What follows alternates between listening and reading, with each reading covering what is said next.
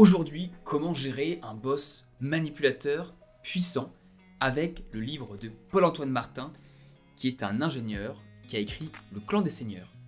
Il s'est retrouvé avec un boss horrible, enfin même pas seulement un boss et un ensemble de personnes contre lui qui étaient extrêmement puissantes, qui n'avaient de but que d'accroître leur puissance, leur argent et de mettre d'autres personnes à eux dans le système. C'est ce qu'il appelle une caste d'État.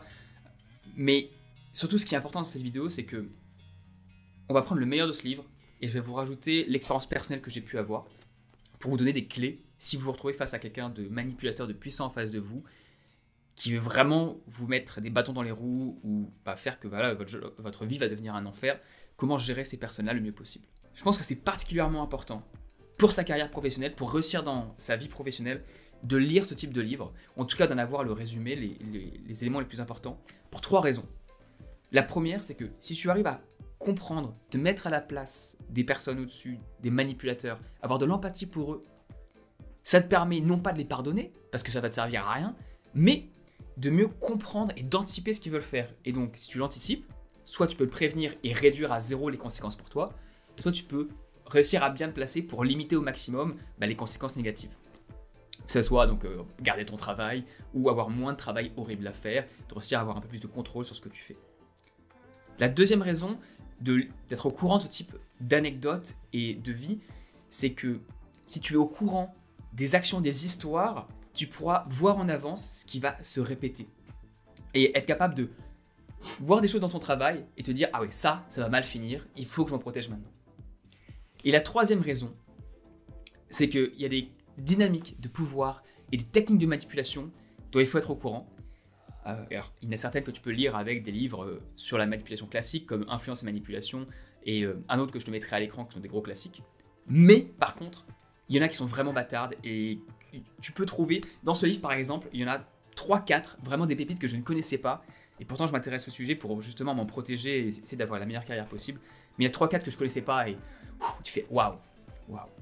Donc, on va prendre ce livre et le voir dans l'ordre chronologique, parce qu'en fait on a une histoire avec le personnage principal qui est l'auteur a priori, qui se retrouve en tant que directeur par intérim d'un des grands ports français, qui se retrouve face à des situations horribles dont on va parler, mais surtout je te rajouterai le point de vue personnel dessus ensuite.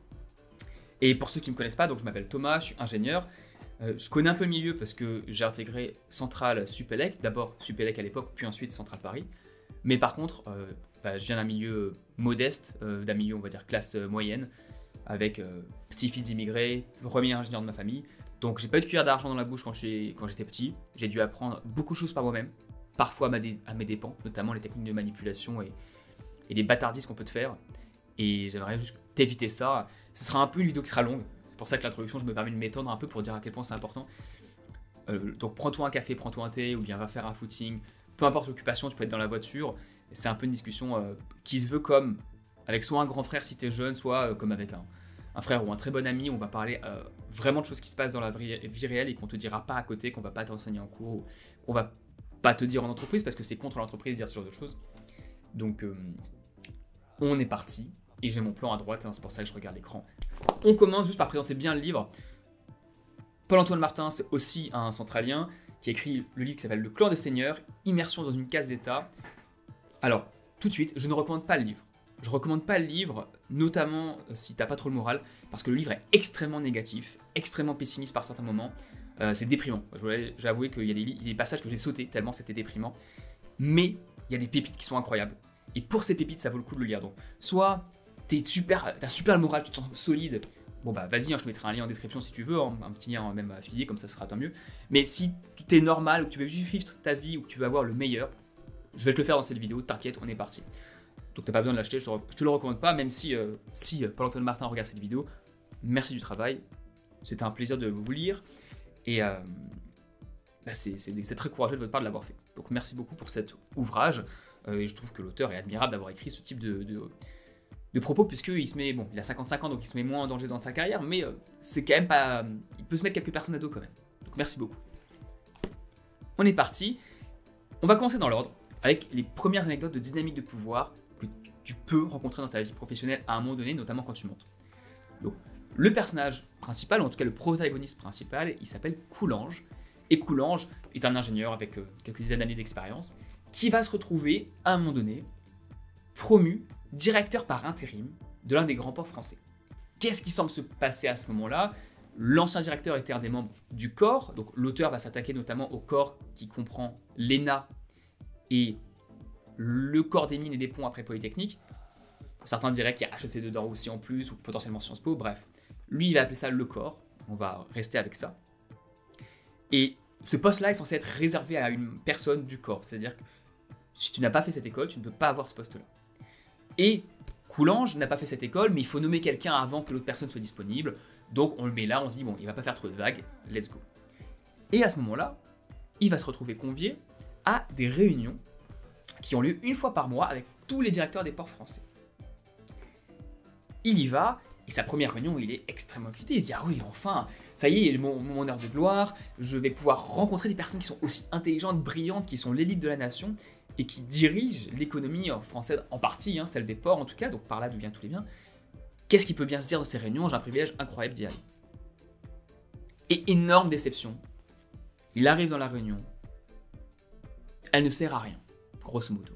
Il y a au départ un ancien ministre qui parle, qui dit des choses pour ne rien dire et qui parle en théorique pendant 2 heures, personne ne l'écoute vraiment. Tout le monde est dans un consensus, oui tu parles parce que t'es important et nous on parle entre nous. Les gens sont sur leur téléphone, ils s'amusent entre eux, ils se racontent des blagues, ils rigolent. Vient la pause midi où ils partent tous ensemble, les directeurs, manger dans le restaurant. Ah mince alors, il manque une chaise. Zut alors, Coulanges n'est pas invité parce qu'il n'est pas membre du groupe. Et donc il se retrouve à aller manger un sandwich à côté avant de revenir dans la salle avec tous les autres qui ont eux mangé ensemble. Et pareil, l'après-midi, il y a une intervention par une intervenante, une femme, et il se trouve qu'il y a des remarques un peu graveleuses sur elle, ce qui est inacceptable et qui pourtant se produit, les personnes continuent, et c'est une sorte de jeu de dupes où rien ne se passe. Il en ressort, Coulanges, extrêmement désemparé, et c'est là où on en revient à tout ce qui est manipulation et jeu de pouvoir. Il revient dans son travail normal, où ses collègues lui demandent comment est-ce que ça s'est passé, et tellement stun, tellement étonné par la façon dont ça s'est passé, tellement désemparé, enfin vraiment toutes ses attentes sont shattered, sont pétées, qui va dire si, non, c'était très bien, mais tu sais, c'est très confidentiel, donc je peux pas trop en parler. Et c'est là où il y a la première phrase intéressante du livre. Le pouvoir se fortifie du confidentiel et de toutes les spéculations qui l'accompagnent. Il se fortifie du non-dit. Donc, le fait de ne serait-ce que dire ça, que dire que ça s'est bien passé, que c'était ouf, mais ensuite de le dire que c'était confidentiel, rien qu'en faisant ça, il redonne du pouvoir au groupe parce qu'il ne veut pas les confronter. Et comprendre ça, c'est comprendre que par certains moments, certaines personnes ont peur ou sont justement dans une situation d'hébétement, de paralysie, qui peuvent dire des choses de ce type-là, qui vont protéger le pouvoir, et donc il ne faut pas croire tout ce que vous entendez. Vraiment, le message, c'est quand quelqu'un vous dit « Ah oui, c'est super » et qu'il n'y a pas de détails en plus, toujours se dire « Oui, ça peut être très bien, mais ça se trouve, il y a... » Voilà, c'est pas forcément vrai. Et pour vous, quand ça vous arrive, la conséquence de ça, si vous ne voulez pas vous retrouver en porte-à-faux, parce qu'une fois qu'il a dit que c'était bien une fois, il ne va pas pouvoir se rétracter, c'est de dire la vérité et d'essayer de tout faire pour ne pas mentir, même des petits mensonges comme ça.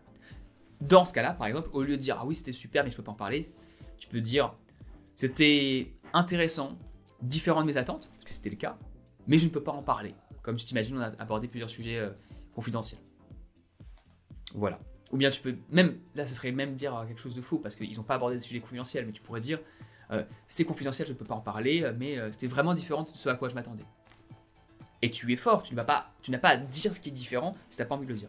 Mais je te conseillerais de ne pas mentir, parce que rien qu'en faisant ça, il met du non-dit, et ça se fortifie du confidentiel et surtout du petit mensonge que tu viens de dire. Là, tu peux me dire, ouais Thomas, c'est super bien ce que tu es en train de me raconter. Là, tu me dis qu'il y a eu un groupe de personnes qui foutaient rien. Qu'est-ce que ça m'apprend? On va aller voir dans le chapitre 3 qu'il y a une chose qui est intéressante par rapport à ça. C'est que les gens qui ne foutent rien, ou qui ont... T'as l'impression qu'ils sont que dans la politique, qu'ils ne font rien, ou qui s'amusent, ils ont des intérêts. Ce sont des personnes intelligentes. Tu peux partir de ce principe-là normalement, surtout s'ils sont à ce niveau-là de pouvoir. Et dans le chapitre 3, justement, il va enfin comprendre l'un des intérêts de cette réunion. Et pourquoi je te le dis, c'est parce que je veux que tu comprennes que cet intérêt peut exister. Il ne faut pas être naïf. Il faut vraiment l'anticiper ou te poser ces questions-là. Donc, je vais lire. Ici, Coulanges arrive et est invité pour la première fois après plusieurs mois au déjeuner avec les autres directeurs. Ils lui disent viens avec nous, et je vais lire. Pour la première fois, Coulanges fut convié à déjeuner avec eux. Il accepta. À table, très vite, la conversation se concentra sur les carrières des uns et des autres. Ils s'échangeaient des informations sur les postes disponibles, ceux qui allaient se libérer, et surtout sur la personnalité politique qu'il fallait séduire pour obtenir le poste. Ils dessinaient de la sorte une véritable cartographie de carrière. Coulanges n'avait plus les mêmes hommes en face de lui. Il les avait vus désinvoltes, frondeurs et souvent puérils. Il les voyait maintenant concentrés, vifs et tacticiens. Ensemble, ils avaient conquis les plus grands ports du pays. Maintenant qu'ils s'y étaient installés, ils voulaient mieux, mais leur réussite dépendrait de leur appui politique. Ici, ce que tu vois, c'est que le vrai jeu de pouvoir avait lieu dans le déjeuner. Ces personnes-là sont rapides, sont intelligentes. Ils s'amusent lors de la réunion, mais lorsqu'il faut vraiment parler, et notamment parler carrière, ils le font. Donc, ne te méprends pas si tu as en face de toi des personnes qui sont désinvoltes mais qui ont beaucoup de pouvoir. Ils travaillent extrêmement intelligemment, mais c'est juste que tu ne le vois pas.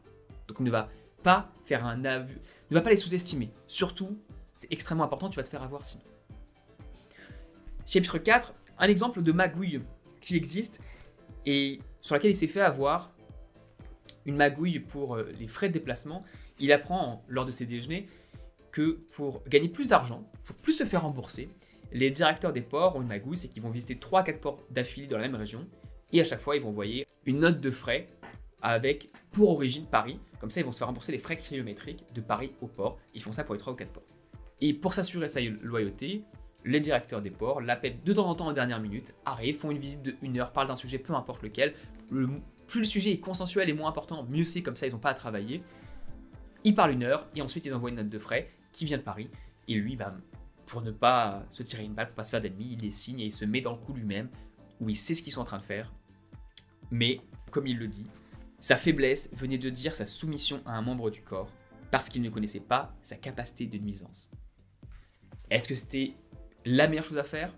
J'ai pas d'avis moral à vous dire là-dessus si vous vous trouvez dans cette situation.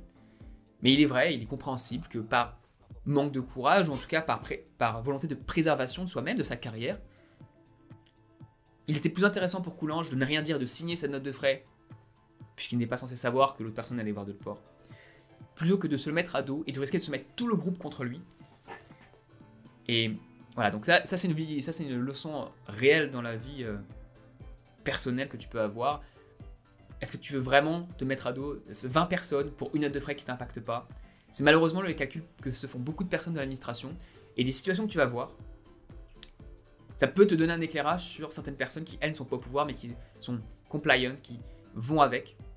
Tu peux avoir un peu plus d'empathie pour ces personnes-là et comprendre pourquoi elles font ça. Ça ne veut pas dire le pardonner, hein. Si tu as des valeurs fortes, des valeurs morales très fortes, tu peux t'élever contre ça, oui, mais tu vas être sorti du système assez rapidement.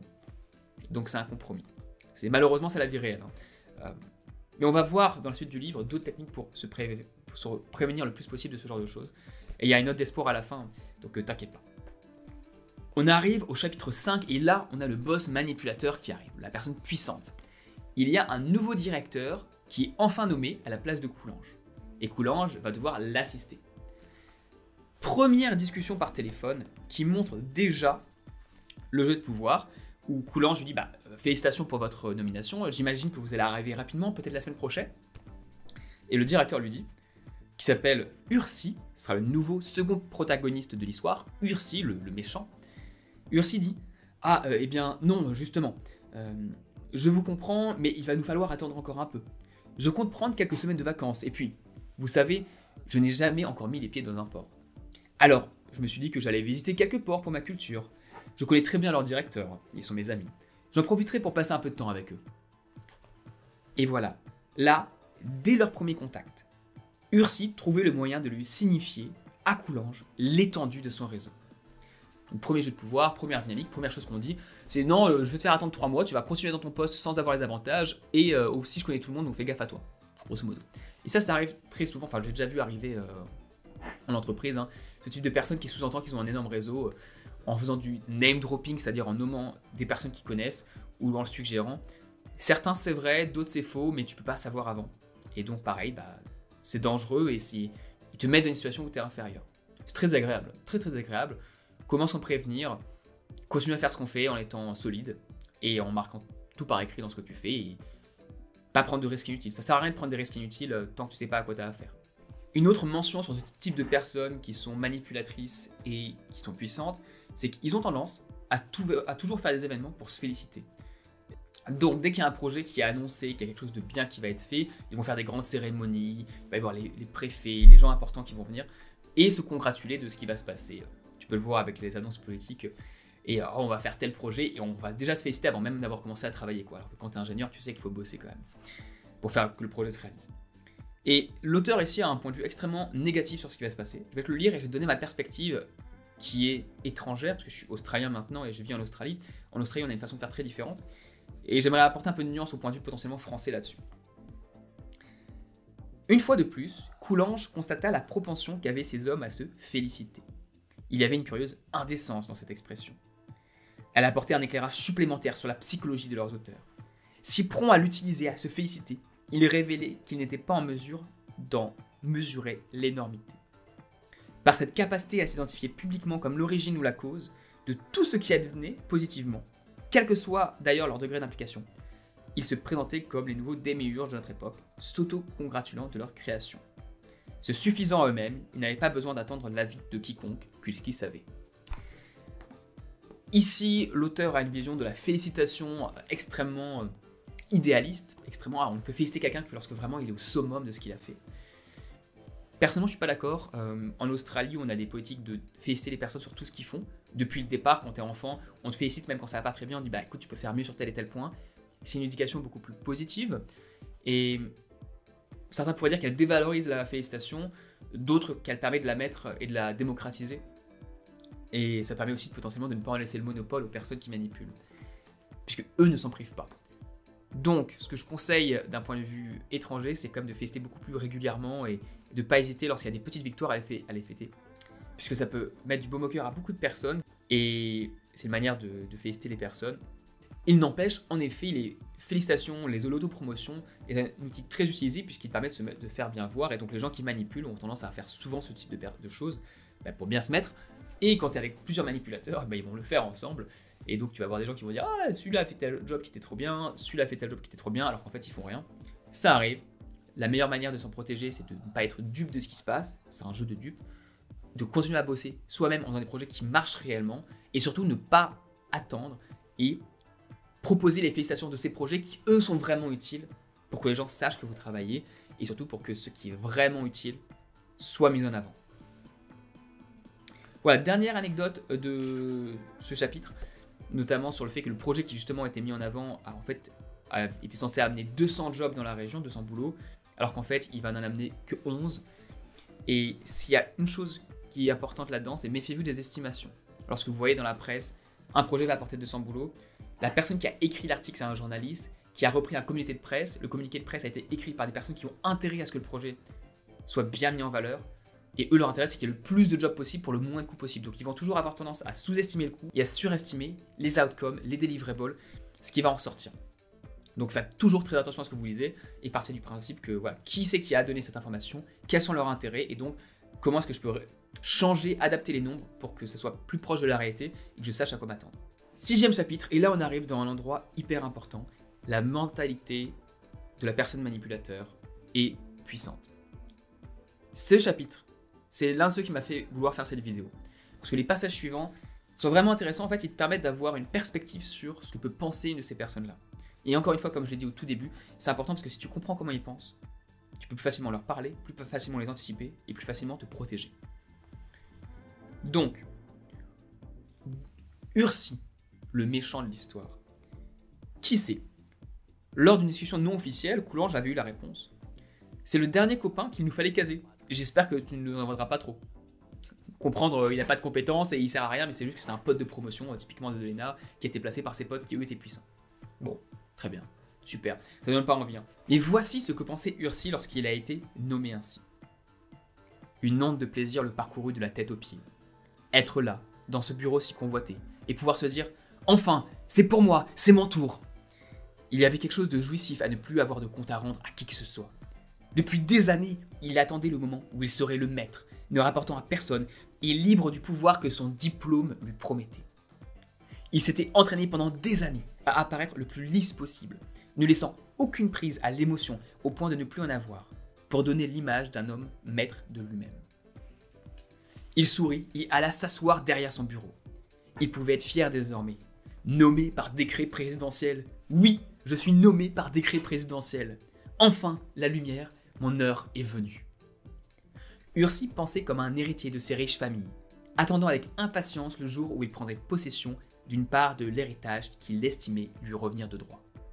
À aucun moment ne lui serait venue à l'esprit la question de sa légitimité à son poste. La seule considération qu'il appartenait au corps, non seulement le rendait légitime, mais surtout propriétaire du poste. Ici, je trouve ça fascinant, parce que c'est très logique qu'une personne puisse penser comme ça, une fois qu'elle est partie du principe que les choses lui sont dues. Et il y a un autre passage dans le livre où on va revenir sur comment pense Ursi, qui est aussi très intéressante, qui complète celle-là. Mais ce qu'il faut se dire avec Ursi, ça c'est aussi intéressant, c'est que c'est pas inné. Notamment, à chaque fois qu'Ursi abordait quelqu'un, il le gratifiait du même enthousiasme que celui avec lequel il avait accueilli Coulanges dans son bureau. Ursi offrait à autrui le sentiment d'être important à ses yeux et d'être attendu. Il les fait se répéter à chaque fois. On se trouvait flatté par cette apparente marque d'empathie. Avec naïveté, certains la prenaient même pour de l'amitié, ce qui terminait de les séduire. Mais Coulanges comprit rapidement que cette attitude n'était pas l'héritage d'une éducation en manière aristocratique, non, mais seulement le résultat d'une farouche volonté de séduire. Donc Ursi a toujours compris qu'il lui fallait séduire pour réussir à arriver à ses plus hautes strates de pouvoir. Qu'est-ce que ça veut dire pour nous? Si des personnes ainsi comme ça, qui sont puissantes, manipulatrices, vont vouloir séduire vers les autres, mettent autant d'attention dans ce jeu, c'est dangereux pour nous et je mets dans cette catégorie-là, des personnes qui veulent faire les choses jusqu'au fond, les approfondir, et qui potentiellement n'accordent aucune importance à ça. Il faut, à mon avis, au moins travailler un peu le sujet, déjà pour être capable d'identifier et de pouvoir s'en prévenir, mais aussi ne pas être totalement derrière quand ces personnes consacrent 80% de leur énergie à séduire des gens. S'ils y arrivent, nous on va se retrouver lésés. Donc il faut que les vrais projets, le vrai travail soit valorisé, soit félicité, soit reconnu. Et pour ça, il faut nous aussi nous mettre à un peu comprendre la séduction et comprendre le jeu qui se passe, et au moins présenter bonne figure. Il serait malvenu d'arriver, par exemple, là je suis avec un costume, mais arriver tout à fait sale et dégueulasse et puant au travail, même si tu fais du super boulot, tu vas répulser les personnes, et quelqu'un qui lui ne travaille pas va faire l'inverse, va se présenter en costume et va récolter tous les fruits de ton travail. C'est dommage, c'est vraiment dommage de tout perdre. Alors là je fais un cas caricatural, bien entendu, je grossis le trait, mais j'imagine que vous comprenez ce que je veux dire. Et d'ailleurs, la page d'ensuite, ici est pertinente. Coulanges arrive au travail avec un jean, et Ursi lui répond « Tu fais une erreur. » Oui, une grossière erreur. Tout est dans le costard, c'est 80%, 80% de la carrière. Alors, écoute ce conseil. Ne porte plus de jean si tu veux faire carrière.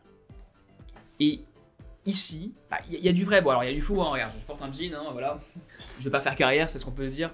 Alors est-ce que je vais faire carrière à ce niveau-là? Peut-être qu'il a raison, peut-être que non, justement à cause de ça. Mais je pense qu'il y a un peu de nuance à avoir ici. Tu peux avoir un jean si tu veux, mais il faut quand même prendre en compte l'avis des autres et la perception que tu donnes, notamment lorsque tu arrives à des rôles de représentation. C'est-à-dire dès que tu arrives en tant que manager, directeur, même manager, tu représentes une équipe, tu représentes le travail qui a été fait. Donc si tu ne te mets pas dans les meilleures conditions pour donner la meilleure image, il y a quelque chose que tu manques, si tu vois ce que je veux dire. Donc il faut faire attention. Il faut faire attention et il faut évidemment s'habiller à la hauteur du travail que tu as et que tu veux avoir. Pour rappeler juste un autre ouvrage, l'ouvrage Think Fast and Slow explique qu'il y a deux façons de raisonner chez les personnes, la façon rapide et la façon lente. Et la façon rapide, c'est lorsqu'on te pose des questions comme 2 plus 2, tu sais déjà la réponse.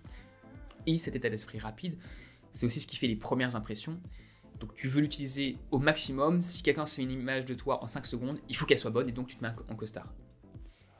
Ensuite, le raisonnement lent, c'est sur des problématiques de raisonnement, c'est là où vous allez commencer à travailler ensemble, résoudre des problèmes. Et là, oui, tu peux te permettre, lors d'une réunion de travail avec quelqu'un que tu connais déjà, d'arriver plus décontracté, avec un jean, peu importe. C'est le travail qui va compter avant tout. Mais pour les premières impressions, les événements networking, les moments où tu rencontres des clients, habille-toi le mieux que tu puisses. C'est dommage de te priver de ça. Ah, et petite note aussi, là on parle de CV visuel, et on va voir par la suite que ça concerne aussi le CV conceptuel, c'est-à-dire ta carte de visite métaphorique, comme avec le diplôme, les expériences que tu as et justement les prix, les félicitations que tu as pu avoir, tout ça, ça fait partie du CV conceptuel. C'est-à-dire qu'il faut le travailler aussi. Une anecdote dans le chapitre 6 qui est intéressante, c'est sur les manipulateurs et le fait qu'il faut regarder les signaux faibles, ce qu'ils font vraiment et ce que ça signifie, pour par moment percevoir que c'est des bâtards. L'exemple, c'est que Ursi a décidé de changer les couleurs du port en référence à une équipe de football qu'il suivait lorsqu'il était jeune, de sa ville natale. Et les couleurs du port étaient jusqu'à présent, avaient 200 ans d'ancienneté, étaient liées à l'histoire du port. C'est le genre de choses, de décision, mais nul, qui peut paraître anecdotique quand on le voit à l'extérieur. Ah bon, il a changé les couleurs du logo, très bien. Mais qui en fait représente quelque chose de beaucoup plus profond, que la personne n'a rien à faire du travail et de l'histoire de l'entreprise. Parce qu'il entre son truc personnel dont personne n'a rien à faire, du club de foot, d'où il vient, qui n'a aucun rapport avec l'entreprise elle-même, qui devrait avoir une histoire à elle-même, propre, intrinsèque. C'est le genre de détail qui peut arriver dans ton entreprise. Quelqu'un change un logo, quelqu'un change une police, quelqu'un change une méthode, une façon de faire, ou change de lieu, sans prendre en compte l'histoire culturelle ou la reconnaître. Là, tu peux te dire, attends, il y a peut-être un truc de bizarre avec cette personne qui semblait tout bien de tout abord, qui m'a séduite, mais est-ce qu'il n'y aurait pas quelque chose de louche? Et enfin, dernière anecdote, fin du chapitre, on commence à toucher l'immobilisme comme stratégie avec une citation. Retiens bien cela, nous n'avons pas à résoudre les problèmes, gérer la montre, c'est ça notre job et c'est bien suffisant. Ici, Ursi parle d'un problème qui arrive et des questions qu'on lui pose. Et son but, c'est qu'il est directeur pour quelques années avant d'aller à un autre poste potentiellement. Et lui, les problèmes, il se dit soit il y a des personnes en dessous qui vont le gérer, soit je fais juste la montre et ça va passer. Je déconseille totalement de faire ça, c'est pas ouf, mais c'est des stratégies que certaines personnes peuvent utiliser, et on le verra plus dans le chapitre spécialement dédié à l'immobilisme comme stratégie. Qui est d'ailleurs le suivant, j'avais oublié, je pensais que c'était plus loin. Chapitre 7, un immobilisme méthodique.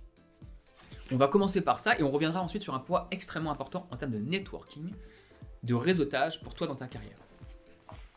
Alors, Ursi mimait la prudence pour masquer la frilosité, certain que ses collaborateurs n'y verraient que du feu. Alors, peu importe le résultat obtenu, il fallait être reconnu comme un homme de consensus. La réussite était à cette condition. Ursi avait donc décidé de glisser, tel un courant d'air, entre les sujets. Il en avait fait un art. Cette question d'être un homme de consensus est extrêmement vraie, notamment dans les pays anglo-saxons et en Australie. En Australie, si tu n'es pas un homme de consensus, c'est mort, tu prends l'effet boomerang et tu vas te faire virer au bout de 3 ans et tu ne comprendras pas d'où ça vient. C'est extrêmement important. En France, on a moins cette vision en général, parce qu'on aime bien avancer, faire les choses, faire que tout bouge. Je vous recommande de faire très attention quand vous faites ça. C'est une stratégie qui peut marcher, qui à mon avis est bonne aussi parce que tu fais les choses, tu avances, mais faites attention à ne pas être vu comme un homme de non-consensus. Cela peut vraiment vous mettre des bâtons dans les roues, parce que toutes les personnes qui sont, elles, des personnes de consensus, vont se liguer, non pas contre vous forcément, mais vous allez vous les mettre à dos. Donc je vous conseille d'éviter ça. Voilà, ça c'est un point, quand on est jeune, surtout quand j'étais jeune, je pensais, mais non, si ton travail va parler pour toi-même, ça va le faire, si je montre que j'ai des résultats, ça va arriver. Oui, mais il y a des personnes qui sont puissantes et qui manipulent. Il y a des personnes juste qui aiment le consensus, qui préfèrent travailler en groupe, en équipe. Faites attention à l'impression que vous donnez. Vous pouvez le faire, mais est-ce qu'il ne faut pas même mettre un minimum de couches de consensus en même temps que vous le faites? Je vous conseille. Point networking, je pense que ça c'est aussi un des 3 points principaux qui m'a voulu faire cette vidéo. C'est sur la manière dont Ursi réseaute et à quel point il le prend sérieusement et à quel point si des gens le font comme ça, et je vais te raconter ce qu'il fait après, il faut que toi tu t'y intéresses un minimum parce qu'il y en a qui travaillent dessus depuis 5, 10, 15, 20 ans en fonction de l'âge que tu as. Donc, qu'est-ce qui se passe? Coulanges voit Ursi envoyer des courriers de félicitations à des personnes. Et il lui demande, mais qu'est-ce que tu fais? Derrière l'écran de son ordinateur, Ursi semblait faire défiler des pages internet et prenait de temps en temps des notes. Coulanges lui pose la question. Ursi répond, je suis sur le site du journal officiel. Tous les matins, je passe en revue les nominations une par une. C'est un gros travail, mais c'est important. Coulanges demande, mais de quelle nomination s'agit-il? Ce sont les nominations des hauts fonctionnaires. Elles sont publiées dans ce journal officiel. Coulanges, mais je comprends pas pourquoi tu fais ça. Ursi, c'est simple. Et ça, c'est important. Hein. Écoutez bien, là, je fais un aparté pour les viewers. C'est important, ça. C'est simple. Une nomination au journal officiel, c'est toujours un moment important dans une vie. À ceux que je connais, ou que je serais peut-être un jour amené à croiser dans ma carrière, j'envoie un petit mot personnalisé et manuscrit. En consultant dès la parution, je suis assuré d'être dans les premiers à le faire, et on est toujours content de recevoir un mot de félicitation. Ça crée un lien d'amitié entre nous, et un jour, qui sait, ça peut servir et faire la différence. Il donne un exemple. Lui, par exemple, il vient d'être nommé aux douanes. Il connaît bien Buisson, je le sais. C'est important de faire plaisir à ceux qui connaissent le ministre. Si un jour je me trouvais en difficulté, il pourrait lui glisser un mot sympathique sur moi. On ne sait jamais de quoi l'avenir est fait. Le maître mot, la prudence. Il n'y a rien de plus important que la prudence, retiens bien ça. Coulanges demande alors, c'est impressionnant, mais tu dois y passer beaucoup de temps? Ursi répond, j'y passe bien 1h30 tous les matins. Dans mon carnet, je note tout. Une carrière, c'est scientifique, il faut de la méthode, c'est ça le secret. Et là, je trouve ce passage fabuleux. Fabuleux parce que déjà, il montre à quel point les personnes qui peuvent paraître puissantes et manipulatrices, qui ne font rien, qui ont pour art de glisser parmi tous les sujets, d'être immobiles, en fait travaillent. Mais travaillent quasi exclusivement à leur costard, donc à la fois visuel, à leur manière d'être, mais aussi à leur réseau, en passant 1h30 tous les matins. Et ça, j'y crois vraiment, j'avais déjà lu d'autres articles sur des personnes qui passaient 1 heure tous les matins à faire ça, à regarder leur carte de visite, à envoyer des messages par rapport à des articles.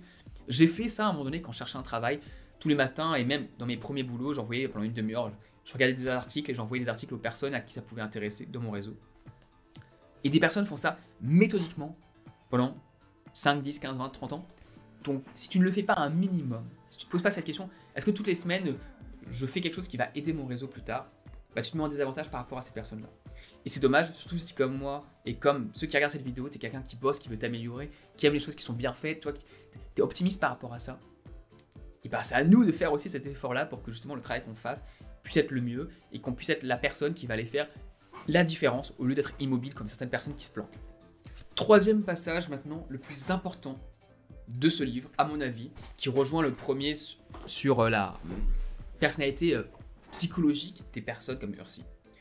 Celui-là notamment, je pense que c'est peut-être le passage le plus important de tout le livre. Pour comprendre, avoir de l'empathie pour ces personnes-là, et donc comprendre ce qui les anime, et encore une fois, comme on l'a dit, se protéger. Le privilège était donc à la racine de sa peur. Donc, je répète, on parle d'Ursi, celui qui a eu le privilège d'être nommé.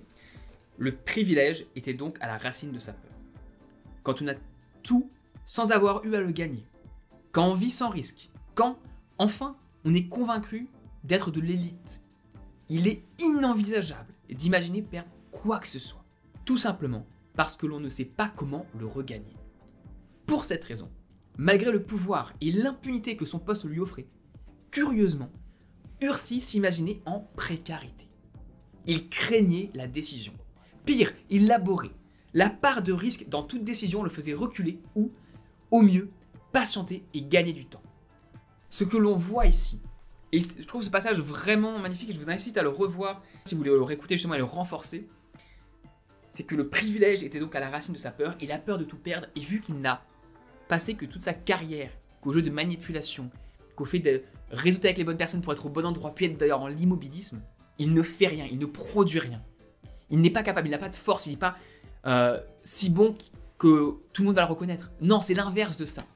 Et c'est pour ça que je t'incite à ne surtout pas partir dans cette direction. C'est parce que tu auras peur toute ta vie ensuite, de tout perdre. Oui, tu peux être super puissant, machin, mais si tu fais des choses, que tu es concret notamment, je parle principalement à des ingénieurs sur cette chaîne, mais si tu me regardes que tu n'es pas ingénieur, bienvenue à toi aussi, tu es sûrement quelqu'un qui fait les choses. Fais les choses et deviens vraiment excellent. Parce que comme ça, tu n'auras pas peur. Je te donne un exemple. Avec ma chaîne YouTube, j'ai appris à parler, à faire des vidéos qui sont plus ou moins successful, peu importe, mais j'apprends à mieux parler et je me développe à chaque fois. Là, tu vois cette vidéo, il n'y a pas de script, il y a juste des citations et je parle dessus. Je m'entraîne pour devenir encore meilleur, mais vraiment significativement meilleur sur ce que je peux produire. Et bah, j'ai pas peur. Je sais que si je perds mon job, je pourrais en retrouver un autre.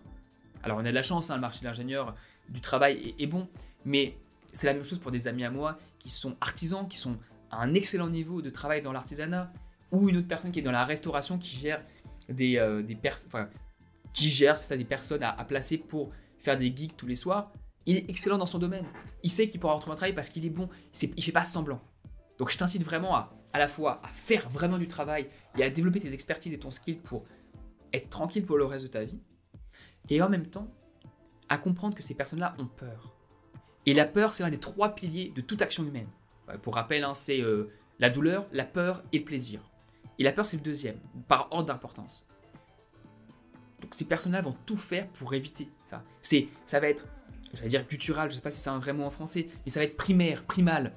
C'est quelque chose que tout leur corps va vouloir leur faire, c'est se protéger. Tu veux te protéger, tu veux pas avoir mal, tu veux pas perdre tout ce que tu as eu. Donc il faut être très attentif, ne pas sous-estimer, avoir conscience du fait qu'ils sont prêts à tout. Ils sont prêts à tout. Donc sois très attentif à ce que tu fais. Il y a un jeu à voir, et tu peux être courageux, tu peux aussi ne pas vouloir te mettre dans des positions difficiles. Il faut comprendre à qui on a affaire. Et aussi que si tu leur offres quelque chose qui peut leur être bénéfique, ou qu'ils pensent que tu peux leur offrir quelque chose qui peut leur être bénéfique, en moins sur le court terme, ils peuvent t'aider parce que ce qu'ils craignent le plus, c'est d'être expulsés de leur place. Ils ont toujours d'ailleurs besoin dans leurs équipes de personnes qui font réellement les choses. Ça peut être une opportunité de monter en montrant que tu fais vraiment les choses. Après, est-ce que tu travailles pour des personnes comme ça? Ça, c'est une décision personnelle. À certains niveaux, il n'y a plus que ça. Après, ça dépend des entreprises, des cultures, il y en a d'autres ou non. En Australie, typiquement, c'est très peu le cas, j'ai l'impression, enfin, de ce que je vois. Donc, voilà. Tout ça pour dire, tu comprends mieux comment ils pensent, et donc après, c'est à toi de faire la décision en fonction. Mais je trouve ça intéressant parce qu'ils sont intelligents, et ça, c'est ce qui les motive vraiment. En tout cas, pour cette... Bien entendu, c'est toujours des archétypes, mais pour cette typologie de personne qui a réussi en ne faisant que du fluff, que du vent, voilà ce qui peut les driver, et prends-le en considération. Maintenant, la suite du livre, on va passer au chapitre 8. Là, on est beaucoup plus dans des stratégies de manipulation, des exemples, des petites histoires qu'il faut connaître. Notamment, il y en a une dans 2 ou 3 chapitres sur les surveys, sur les sondages au travail. Bref, je pensais que ça pouvait arriver, mais je n'étais pas au courant que ça se faisait vraiment comme ça. Donc, je vais te donner maintenant pas mal d'exemples de manipulation sur la suite du livre. Ça va être cool. Encore une fois, on parle de manipulation pour que tu puisses t'en prévenir. Tu peux le faire si tu veux, mais bon. Allez, chapitre 8. On est parti, et celle-là elle est marrante, parce que je la connaissais pas. Celle-là elle est marrante, je la connaissais pas. Et ça c'est comment paraître super bon alors qu'en fait tu l'es pas du tout. Il y avait un séminaire qui allait être organisé. Ursi avait prévu un groupe de travail en matinée autour d'un sujet consensuel. Il aimait ces réunions sans ambition, qui donnaient l'illusion du travail et lui offraient facilement la posture du rassembleur. Super smart, tu t'organises un meeting qui sert à rien, où à la fin on va avoir une conclusion qui est déjà donnée à l'avance, et tout le monde est content, et toi tu prends la place du leader. Bon, c'est pourquoi pas, c'est potentiellement utile dans certaines circonstances, et aussi à percevoir si quelqu'un fait ça.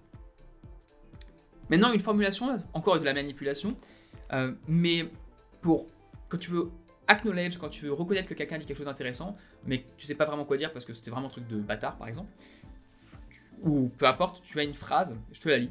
Ah, en effet, non, tu as raison, je n'y avais pas pensé. C'est troublant, mais très juste. Non, petite phrase bonus que tu peux utiliser. Tu as raison, je n'y avais pas pensé, c'est troublant, mais très juste. Ça passe partout et l'autre va reprendre derrière parce que tu laisses un blanc et les gens, quand il y a un blanc, ils aiment parler en général, ou en tout cas ils sont inconfortables pour la majeure partie à laisser un blanc.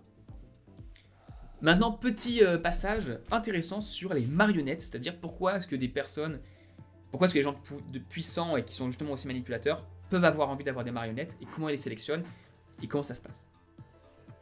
Alors, marionnettes, idiot utile, personne manipulée, pantin, tu connais les différents mots pour le désigner.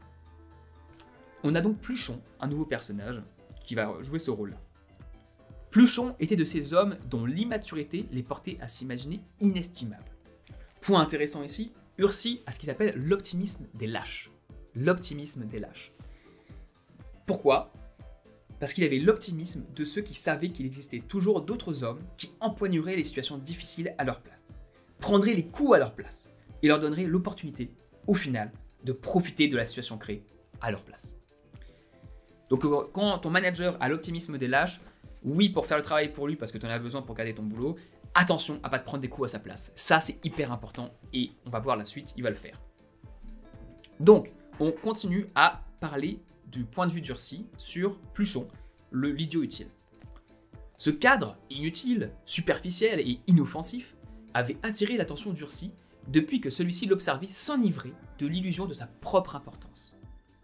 Il aimait particulièrement ce type de cadre si facilement manœuvrables et sans surprise.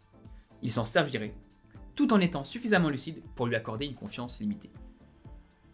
Encore une fois, Ursi est manipulateur mais intelligent, et méfiez-vous des gens qui sont les deux. Surtout ceux qui sont très intelligents et qui le sont. Et un conseil pour lire ce genre de choses, quand vous avez des personnes et vous ne savez pas s'ils sont manipulateurs ou pas, quels sont leurs types de pensée, la psychologie et les intentions du dirigeant se lisent à travers ses collaborateurs. Ursi ne cherchait pas l'exigence, il n'en avait que faire, elle ne faisait plus les carrières, l'époque était à l'étouffement. La médiocrité est silencieuse. Bon, je ne suis pas d'accord avec sa phrase sur l'exigence ne fait plus les carrières. Je pense que oui, elle peut les faire, mais il faut le faire avec attention, avec intelligence, et pas oublier que d'autres personnes ne le font pas, donc il faut s'en prémunir. Dernier point sur ce chapitre, sur l'immobilisme et le mimétisme. Le mimétisme est aussi une forme d'immobilisme. Ne pas être immobile, c'est se démarquer des autres. Faire différemment des autres, c'est prendre un risque. On en revient toujours sur l'histoire des risques que Ursi ne veut pas prendre, parce que sinon il risque de perdre tout ce qu'il a fait et qu'il ne pourra pas le regagner parce qu'il ne sait pas comment faire pour regagner ça. Et pour anecdote personnelle, quand tu regardes tout ce que font les analystes en termes de prévision du produit intérieur brut, des cours de bourse, des prévisions de vente pour ta entreprise, toutes les prévisions d'analystes, elles sont toutes relativement les mêmes. Pourquoi? Et ça, on me l'a dit dans un de mes jobs lorsque je l'ai fait, parce que j'ai fait plusieurs fois ce boulot-là. Si tu fais une prévision qui est totalement différente des autres et qu'elle est fausse, c'est toi qui as tort à 100% et donc tu peux te faire virer. Si tu fais une prévision qui est fausse comme toutes celles des autres, tu pourras dire ah bah non, c'est le Covid, on pouvait pas s'y attendre, ou bien il y avait une crise, personne s'y attendu, tout le monde s'est trompé, toi tu as fait comme tout le monde, donc bah tu gardes ton job parce que de toute façon tous les autres aussi l'ont fait l'erreur. Donc tu as un énorme intérêt à faire comme les autres, de pas te démarquer pour pas prendre de risques pour ta carrière. Après, si tu prends des risques et que ça marche, tu peux gagner tous les fruits, mais c'est un jeu difficile. Il faut être conscient du trade-off que tu fais. Il faut être conscient que c'est un choix que tu vas faire lorsque tu te différencies des autres et qu'il y a un risque derrière. Chapitre 9 sur le courage. Alors, il y a plusieurs choses dans ce chapitre qui sont intéressantes. Il y a une petite phrase par laquelle je vais commencer. C'est « Seule la confrontation avec la réalité permet de prendre la mesure de l'intérieur d'un homme. » Seule la confrontation avec la réalité permet de prendre la mesure de l'intérieur d'un homme. Cette phrase, j'aime bien, notamment parce qu'en application concrète, une des choses que j'adore faire, c'est faire du sport avec les gens. Notamment, je surfe. Je suis en Australie, c'est pour ça qu'il y a une planche de surf ici, c'est la mienne, c'est pas que de la déco. Et le surf, comme par exemple le golf dans certaines cultures asiatiques, et même américaines, mais en Asie, je sais que c'est très courant de faire du golf pour justement regarder ça. Tu vas regarder comment réagit l'autre personne lorsqu'elle va être déçue, lorsqu'elle fait un mauvais coup, lorsqu'elle prend une mauvaise vague. Tu vas regarder à quel point elle est persistante sur le temps. Et en fait, en 2-3 heures, tu peux apprendre beaucoup de choses sur la personnalité de quelqu'un et imaginer comment elle va réagir dans le monde du travail. Donc voilà, je te conseille de faire du sport avec les gens. Si tu aimes le sport, mais d'autres activités sinon, mais qui sont similaires, qui permettent de comprendre comment quelqu'un va réagir. Ensuite, on a maintenant la situation où Ursi va virer quelqu'un. Et pour ce faire, il lui met vraiment dans une situation manipulatrice horrible. Ursi avait conduit Noiron dans une impasse où, pour reprendre cette image qu'il aimait et répéter si souvent, il l'avait mis dans une seringue. Et ça peut se passer. La meilleure chose pour éviter de se retrouver dans une seringue, c'est déjà de bien faire son travail et de tout noter. Toujours tout noter ce qu'on fait. Et lorsqu'il y a un choix, le noter aussi, expliquer les raisons qui sont passées derrière. Et ne pas se complaire dans un silence qui va donner de la puissance aux personnes qui te manipulent. Notamment si on te demande de faire un truc un peu dodgy, quelque chose de limite, mets-le noir sur blanc, fais exactement ce qu'il faut faire pour qu'il y ait une traçabilité de la décision et que ce ne soit pas toi qui prenne un risque pour quelqu'un qui te manipule. Et ce qui est encore pire, ce qui est extrêmement malhonnête, c'est que Ursi avait alors eu cette formule incroyable, après l'avoir viré l'autre, que seule la jouissance de l'impunité pouvait dicter à un homme sans scrupules. C'est une chance que je leur offre, travailler ici fut un tremplin. Voilà, tournure de gros bâtard. Ça dépend comment c'est fait, si on te vire et qu'on dit ça derrière de toi, vraiment on t'humilie pas possible. Par contre, certaines personnes peuvent quand même le penser, je pense à certains groupes de conseils qui font une politique de up or out, je pense à McKinsey, Bain, BCG, où leur politique c'est quand même que ils vont se vendre comme un tremplin par rapport à d'autres carrières si tu fais du conseil pendant 2-3 ans. Ils ont une politique d'up or out, donc si t'es pas assez performant, on va te demander de partir au bout de quelques temps. Mais ils te laissent quand même en général 3 mois à trouver un autre job, parce qu'ils veulent que tu aies un bon poste pour ensuite pouvoir revendre leur mission à toi potentiellement et que vous ayez des bonnes relations. Donc si tu es juste performant mais que tu n'es pas sûr, que tu n'arrives pas au niveau des autres, ça sera vraiment utilisé comme un tremplin. En général, on te laisse plus de temps pour que tu aies un peu de temps pour chercher un autre boulot. Et là, c'est vraiment le cas. Mais bon, ça peut être utilisé dans les deux sens. Et fais attention si tu entends ça, il peut y avoir une petite alarme belle, il y a un son d'alerte qui peut résonner.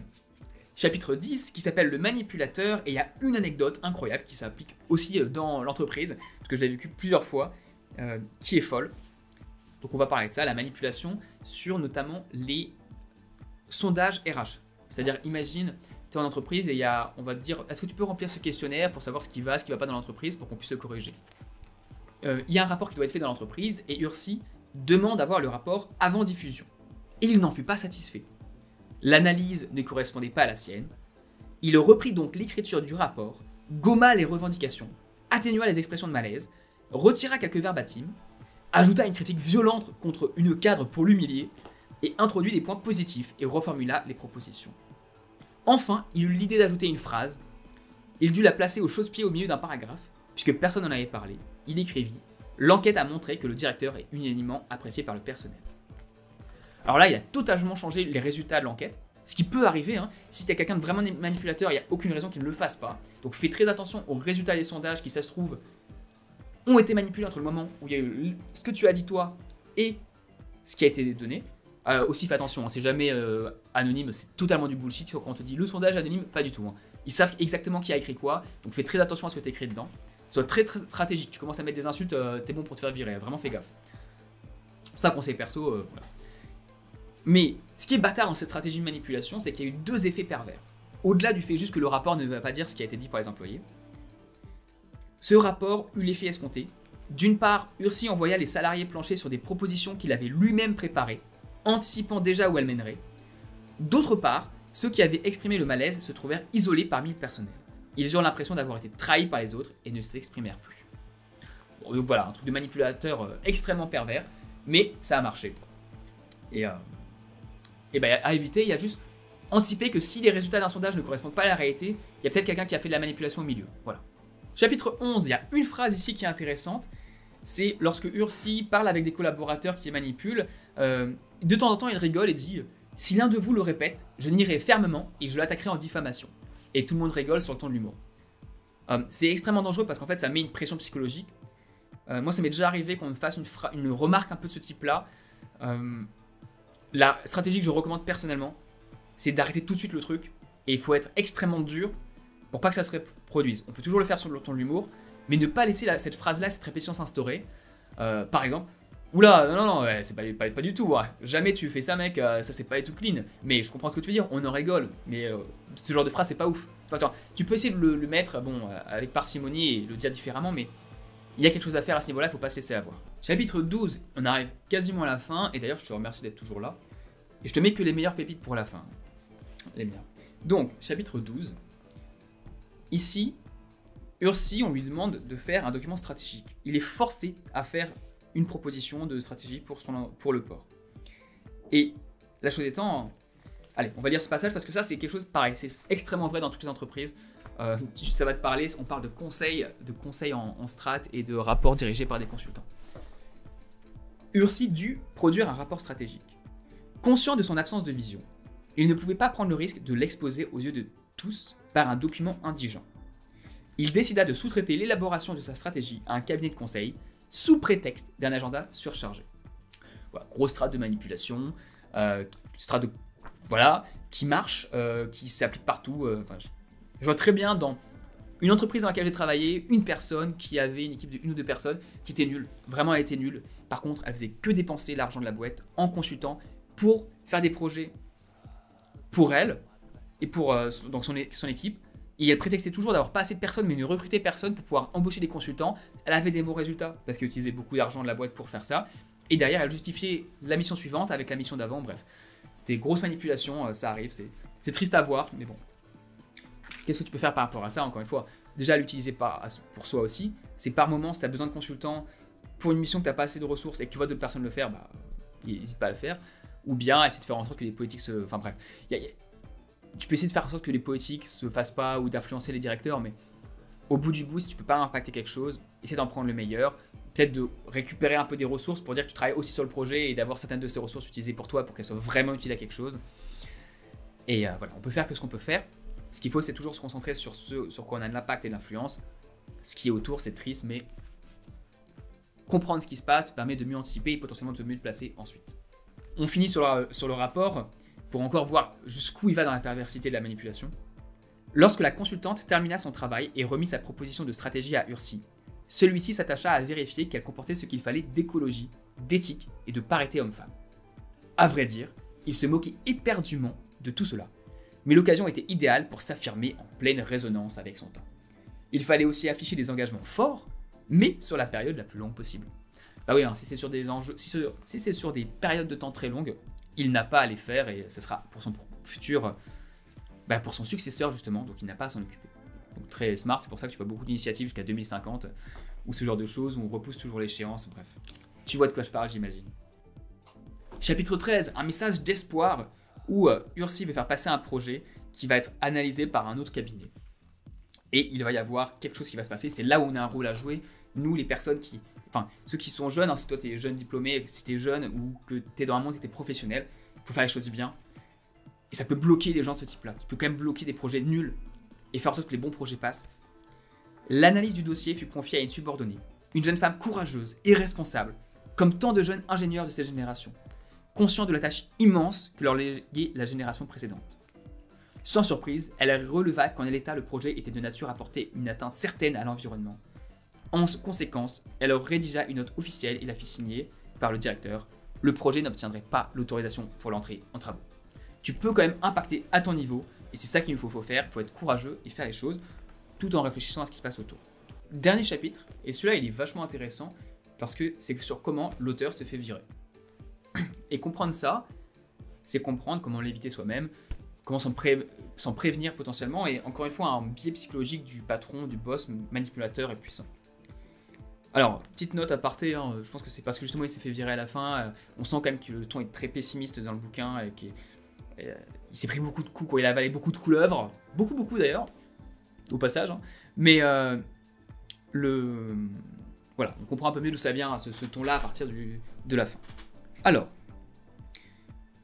cette fois-ci, Coulanges, le protagoniste principal donc, a fait quelque chose et il n'est pas forcément d'accord avec Ursi.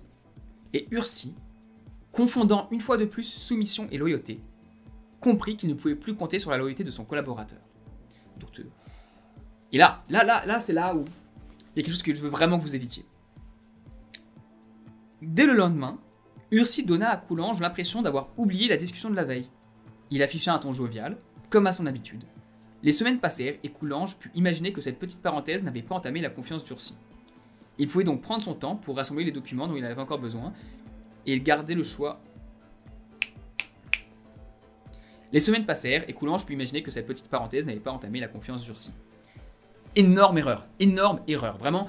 Si tu as une discussion à un moment donné qui se passe mal avec quelqu'un et que la personne revient et est super sympa avec toi, ne crois pas qu'elle a oublié. Mais vraiment, elle n'aura jamais oublié.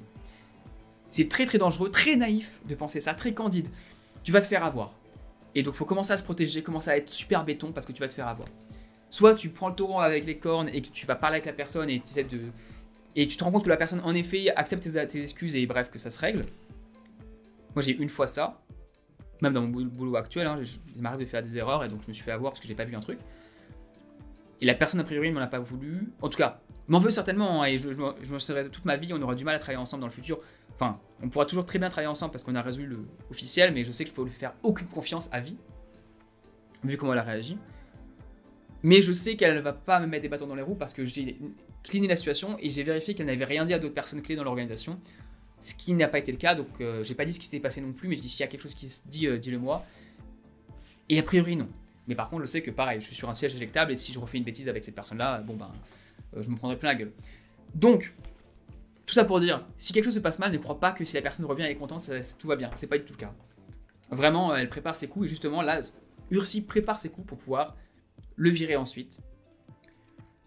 Bon, il lui dit gentiment, il lui fait une technique de manipulation pour le virer qui n'est pas forcément pertinente à dire ici, mais je dirais juste la réaction, la conclusion de Coulanges par rapport à ça.